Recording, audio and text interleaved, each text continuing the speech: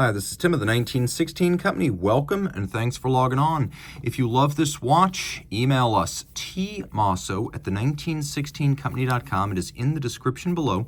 Your purchase and pricing email question line for buying this or any of our watches. Reach out to us for pricing, tmosso@the1916company.com. Back in 2004, Panerai launched this, the Radiomir 8 Days PAM 197.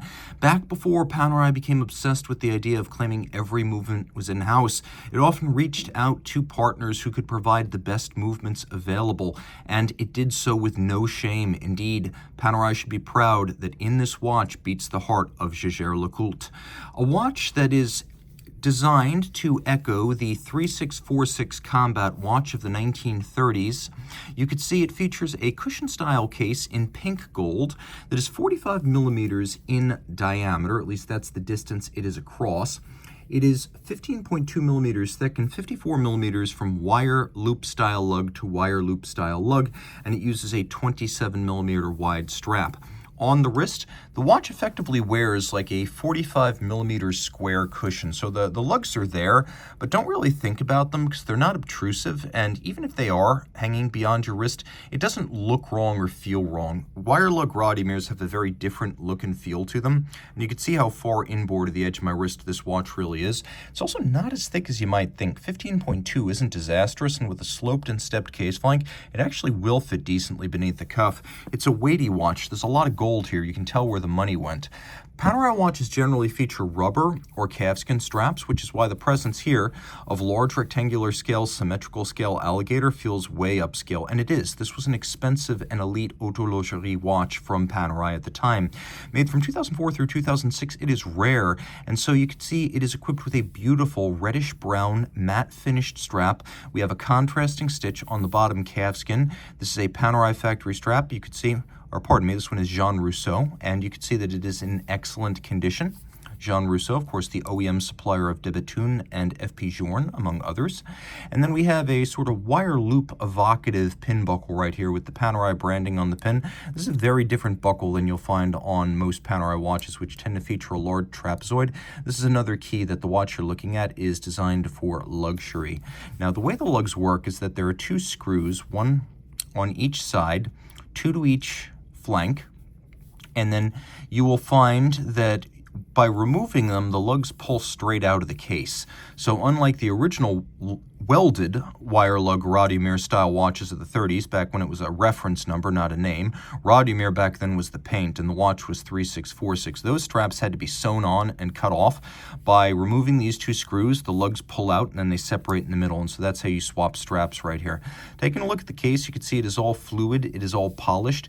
It features a screw-down crown with a 70s style OP Panerai logo. It actually has a combination of polish here and media blast. Screw-down crown, 100 meters, water resistant, absolutely no shortage of lume. You can see this is a sandwich style dial, which is a heritage element on Panerai watches dating back to the 30s, where you have a stencil featuring the numerals and the indices on top of a solid disc of lume. Once upon a time, it would have been Radiomir, a radium-based luminescent paint. Today, the lume on that disc is Luminova, and you can see to good effect that the watch is very bright in the dark, easy to read, and you can see, because we are looking at little hollows in a stencil, it actually has some depth to it. It's unusual, and you can even tell just by looking at this watch what brand it is. It's very distinctive as it is legible. This dial features something unusual, which is a hobnail design. Now, it's not quite the tapisserie that you find on Audemars Piguet. This is more of a pyramid. So you can see you have those four facets of each little hobnail. We have rose gold hands, and if you pay careful attention, you can see this watch does feature a hacking or stop seconds function. Screw the crown back down. We'll take a look at the case back. Now, Panerai calls this the OP14, and it's based on the JLC 877, which is the lineage of the movement originally designed for the 70th anniversary Reverso, which was a twin mainspring barrel 8-day power reserve watch. And so that's what we have right here. The JLC lends its essential architecture to the Panerai, and you can see some features are a little bit different. Panerai moves the power reserve indicator from the dial to the case back to preserve its balanced and minimalist dial aesthetic. You can even see, a little bit humorously, they loomed the power reserve indicator. 4 hertz beat rate.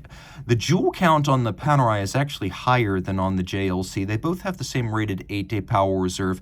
They both have twin mainspring barrels, and I believe they are barrels in series to achieve that long power reserve.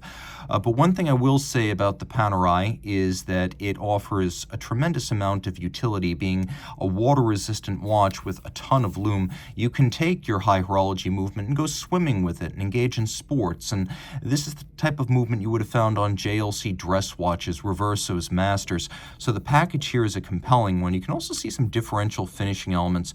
Engine turning on the base plate, stripes across the bridges. There's satination, which is a very Panerai historical type of finish.